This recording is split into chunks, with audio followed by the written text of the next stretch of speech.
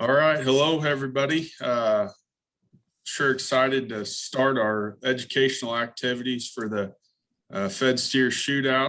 This morning we've got an exciting guest with us, Dr. Corbin Stevens.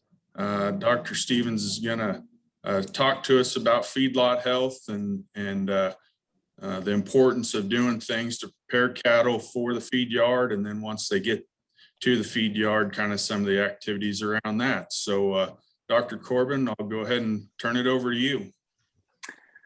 Okay, thanks, Trey. I am excited to share some information with everybody this morning, and thank you to Lee and Trey for asking me to do this.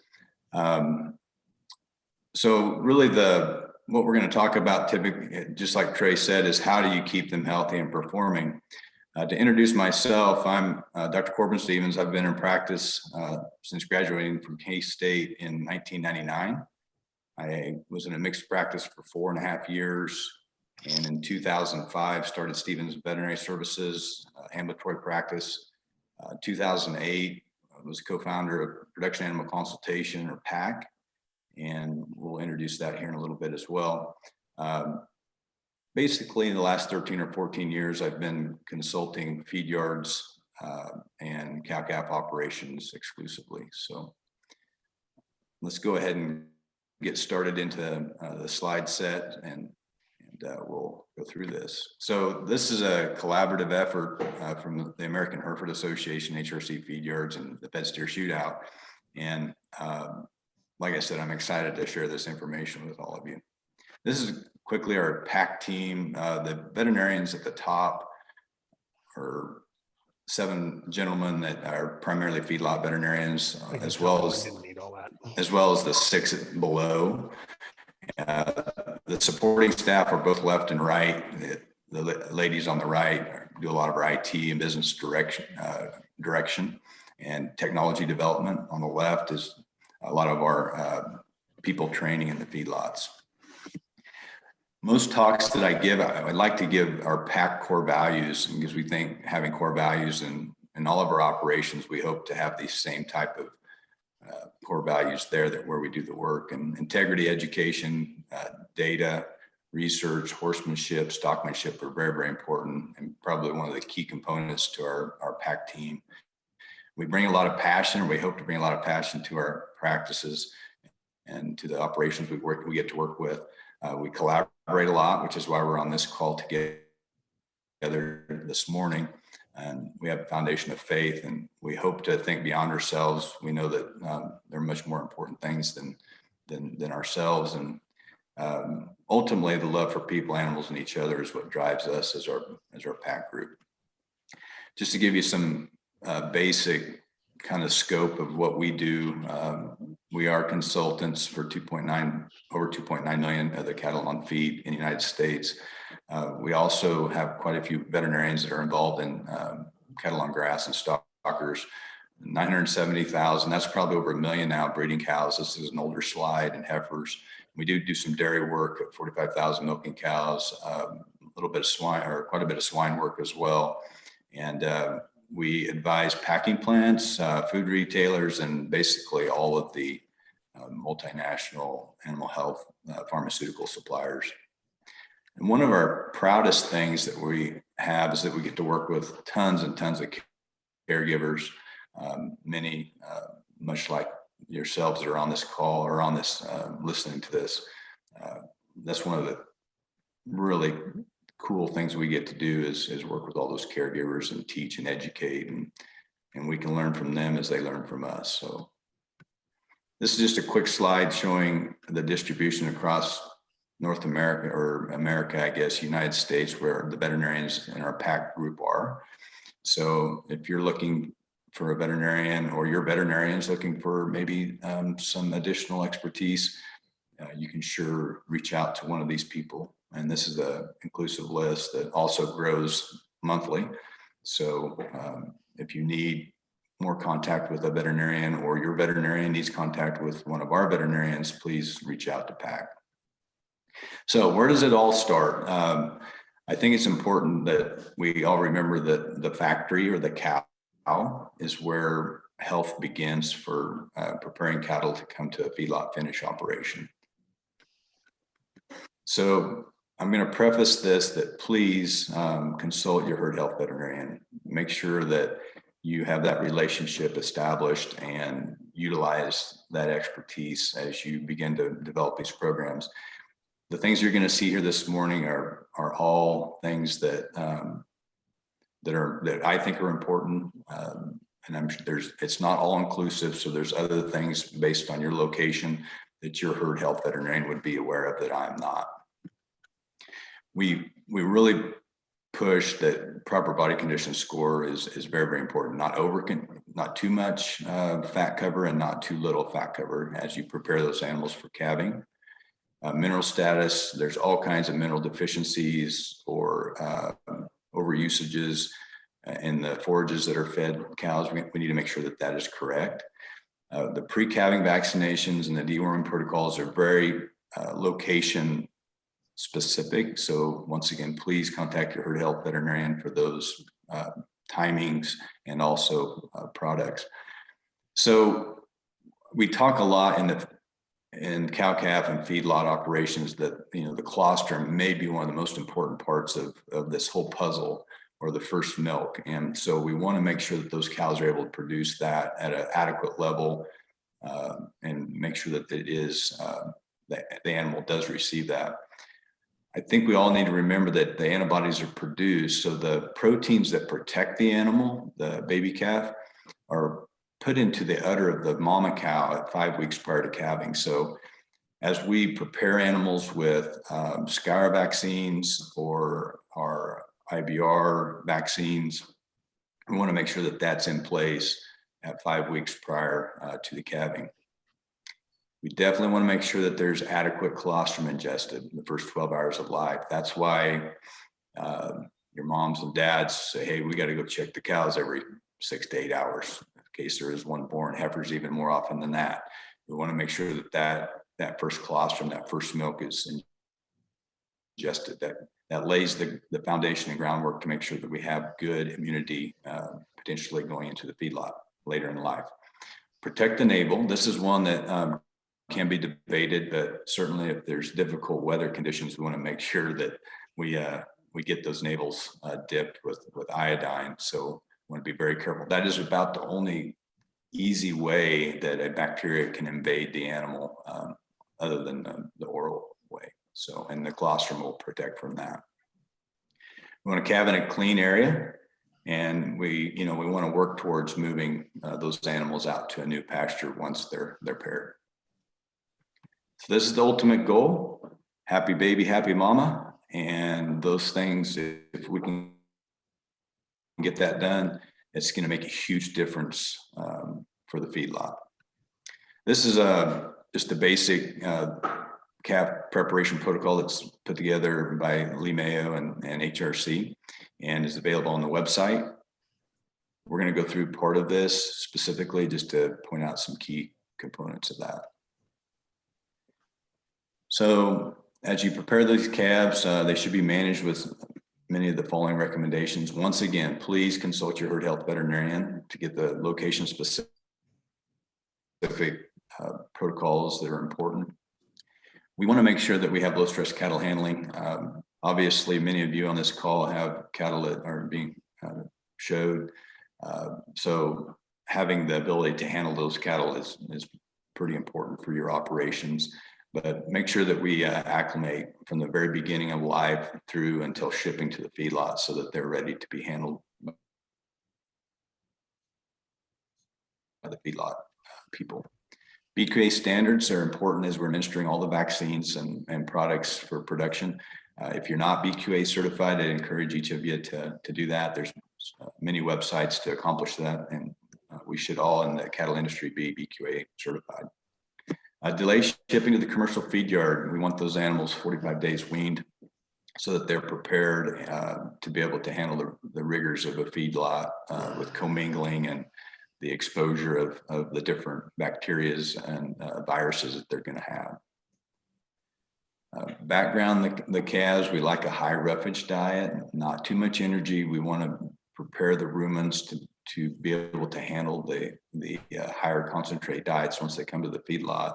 So we need good papillae in the rumen. The rumens need to be prepared to be able to handle that, and a very good mineral source, and then protein supplementation and bunk broke.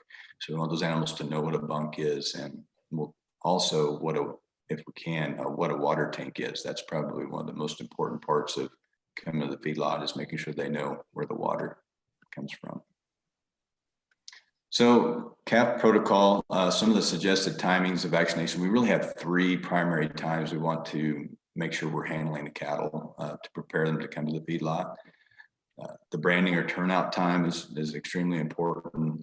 3 to 4 weeks, and that's a general recommendation. It can be up to 5 to 6 weeks if necessary, but definitely prior to weaning, we want another handling where we can do some vaccinations. And then a few weeks after weaning, I think it's important. Sometimes we forget about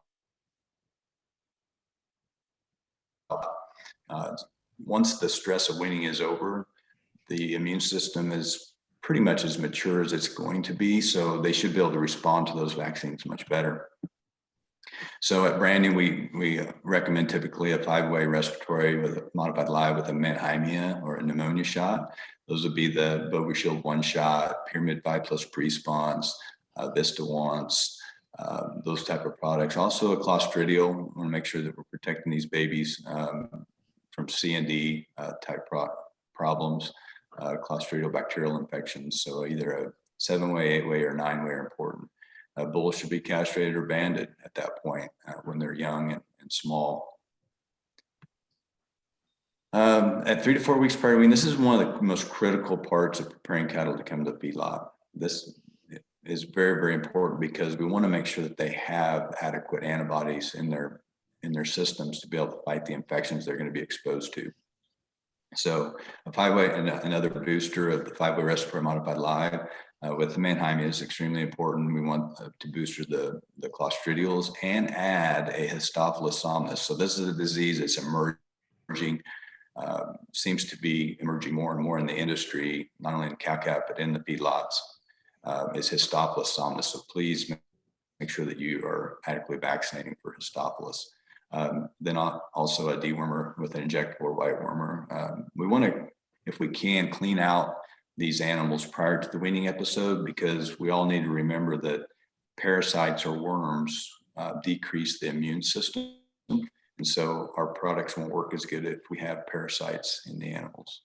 Then after weaning, if we can do one more 5-way respiratory with a menhymia, that will set these animals up with really good antibody to fight the #1 cause of pneumonia in cattle, which is menhymia hemolytica.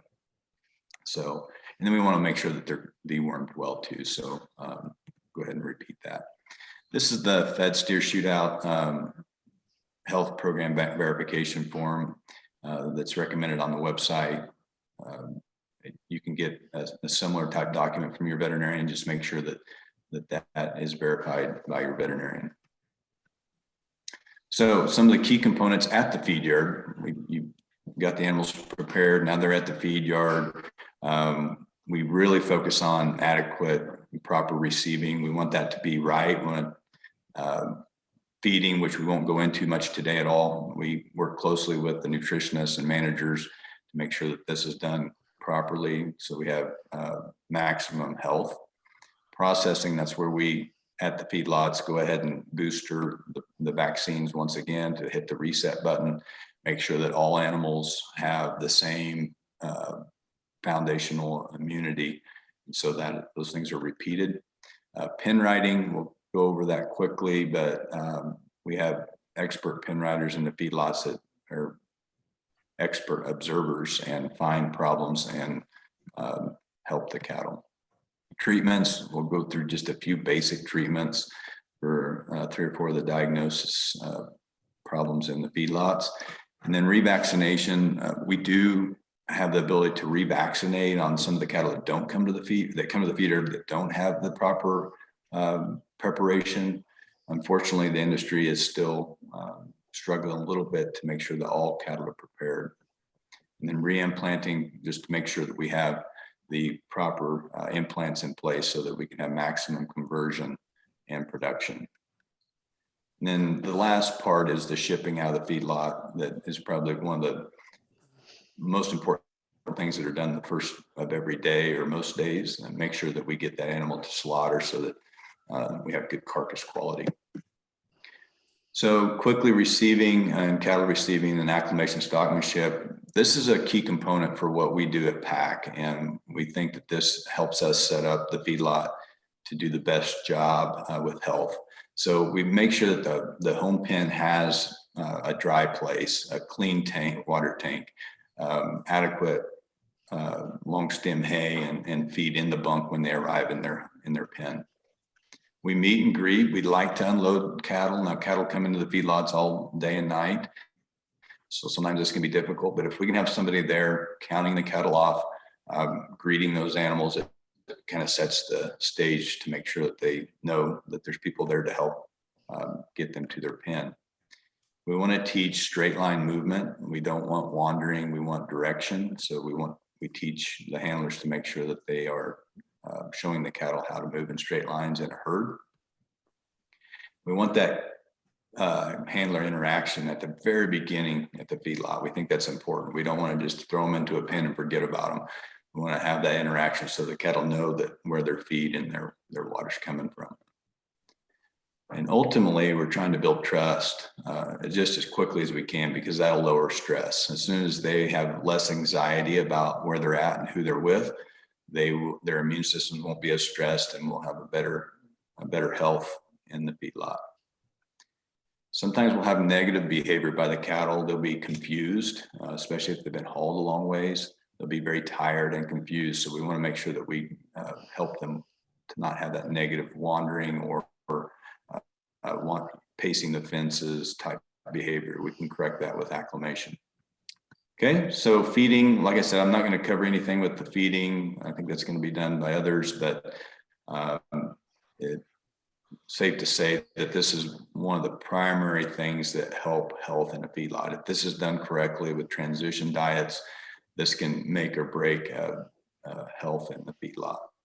And then the number one nutrient that we all need to remember is water. We want to make sure that that water is clean and abundant and available, and the cattle know where that's at. If the cattle can't figure it out, we can do some very simple things like pull the plugs on the water tanks, let the water out on, pour out into the pen so that cattle can find where the water's at. Processing, this is a very basic processing protocol that we typically recommend. We use the modified live respiratory booster.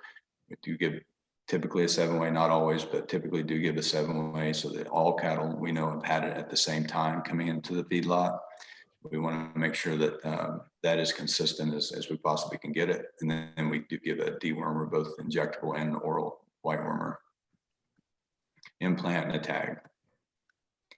So pen riding, there are individuals, men and women, that spend their lifetime perfecting this skill, and it's somewhat complex in that there's a lot of things to look at, and the power of observation is key. So this is my 17 checklists that I recommend. We're not going to go through each one of these, but it's safe to say that every pen gets these things happen in every pen most days, and we want to make sure that is the case.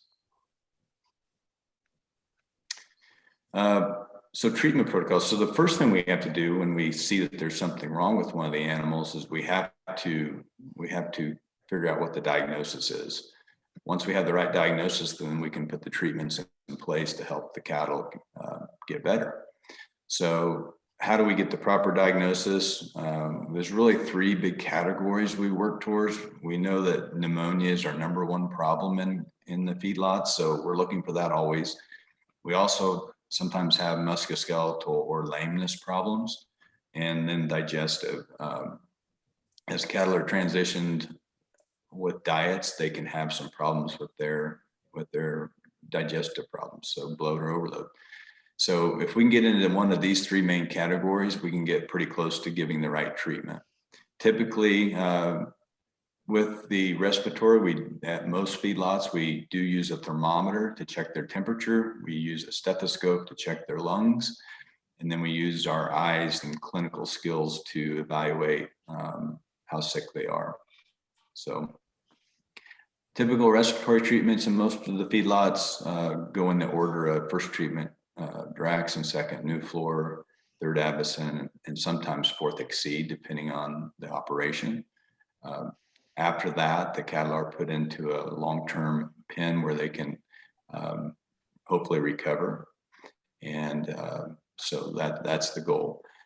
Musculoskeletal, those would be the lameness problems, the foot rot, the injuries, maybe the toe abscesses. We do use Exceed, dexamethasone, or Banamine on those. The dexamethasone, the Exceed is the antibiotic, the dexamethasone or the Banamine are the anti-inflammatories to help the cattle with pain and inflammation. Digestives, typically we're using mineral oil and maybe an antibiotic, make sure that they don't have some type of infection causing their problem. And then Banamine to offset some of the toxins that can be built up in the animals. Revaccinations and reimplanting, like I had said earlier, sometimes we give a revaccination if we don't know if the cattle have been vaccinated prior to come into the feed yard. And we'll use, once again, a modified Live 5 way, one of the Bogus Shield 5s, Pyramid 5 or Express 5 products. Reimplanting, we take that opportunity typically to boost with a 3-way, which is IBR and BVD. And we'll use one of the products listed there to accomplish that, as well as giving the implant. Shipping, as we talked earlier, this is one of the first things that happens at the feedlot, and we think it's pretty important to do it right. So we spend quite a bit of time making sure that the pen riders understand how to move cattle and pull cattle out of a pen and get those animals in the right place to be able to be shipped on the truck. It's very important for carcass quality. We want to avoid bruising. We want to avoid dark cutters or cattle that get stressed to the point where where their carcass is not correct. So this is an extremely important part of the day. And the amazing part of all of our feedlots is every day, like many of you in school, you get a daily grade card. So you get to see how good your feedlot health team is doing, how good your feed program is, and how good your maintenance teams are taking care of the pens and the facilities. So Lee gets to, at HRC, he gets to hand out that grade card daily, and is a nice way of making sure that the cattle are taken care of properly. I was asked to look at the health summary on the cattle that were sent to the feedlot for the shootout last year comparing to this year. And so we looked at it, and 111 of the animals that came last year, they were fed in 2019. As you can see, they were fed 181 days. They had an average starting weight of 700 pounds. There were 22.5% of those pulled. 18, almost 19% of them, of those 22.5 were for pneumonia or respiratory problems. Almost 2% were for digestives, and then the other morbidity were the lameness issues. Did have a 2.7% mortality, which is basically 3 animals out of that group did die. 2 of those were respiratory mortalities, and 1 was a bloat mortality or death. This year, you can see there were 134 cattle received 43 days on feed up till now. They were heavier coming in at 741 pounds. They have had a little more problems. There was some dust pressure early on. We're awful dry up until last week at 22% morbidity on the respiratory, or excuse me, on 21% morbidity on respiratory. Has been maybe 1 animal pulled for another issue. And then there has been 1 respiratory mortality so far this year. This is kind of just a graph showing the distribution of the bloat, respiratory pulls. So morbidity means pulls. So cattle that have been identified in the pen, had a problem, brought to the hospital and treated. So you can see that there has been really just 1 diphtheria, which diphtheria is a disease where they have abscesses near the entrance of their windpipe. And so sometimes those animals have to be treated with an antibiotic to help them breathe correctly. You can see the respiratory disease is up slightly this year. This is just a graph showing the death loss that occurred in 2019, 1 bloat, 2 respiratory or pneumonias, and so far this year, 1 pneumonia. So that is a kind of a quick overview of preparation coming to the feedlot, what we do in the feedlot, and then kind of the results of what we see with our programs. So Trey, I'll turn it back over to you. Yeah, well, great information, Dr. Stevens. I sure appreciate you taking the time to go through this with us this morning. Guys, I think that if nothing else, through this information, I think you can see the level of care and attention paid to animal health once those cattle, once your steers were delivered to the feed yard, all the different things that they're looking at on a daily basis and taking care of with concern to the health of those steers. So one thing I thought real quickly, if you had anything, I forgot to mention that you were on here. So thanks for being on this morning. I didn't know if there's any kind of updates or anything that's changed since the last time we've talked to anybody or to everybody as far as what's going on at the feed yard.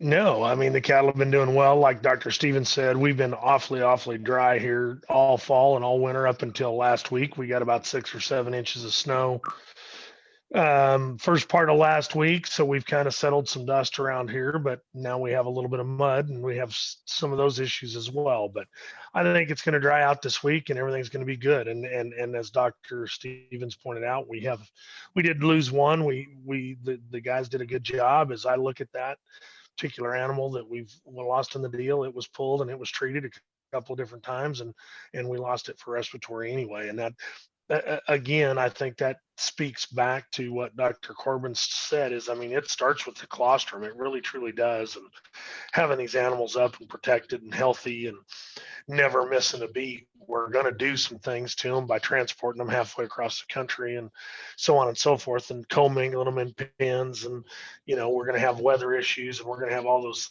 things. And we just have to try to use every tool we have available to us in our toolbox to try to maintain good, healthy cattle. And we do try to do that. So it's a lot of fun. And of course, working with Dr. Stevens's group, and I'll brag on him a little bit. He kind of went through that slide pretty quickly, but folks, odds are if you go into a steakhouse anywhere in the world and you order a steak that Dr. Stevens or another member of the pack group, it's a 1 in 5 chance that they've seen that animal at some point in their life. They're a pretty big group and they're pretty intense and in terms of what they do and trying to get better and constantly trying to learn. And that's one of the reasons that we enjoy working with them so closely here at the feed yard is, they're constantly trying to find the new rock and turn that rock over and find what will work better for everybody in the industry from top to bottom. And we greatly appreciate that on our level. I do know that. So. Thank you, Lee. All right. Well, unless either of you guys have anything else, I think we'll go ahead and wrap this up. I sure appreciate both of you taking time this morning to be a part of this program and educate these young people. One thing I did want to mention, Dr. Stevens touched on BQA certification.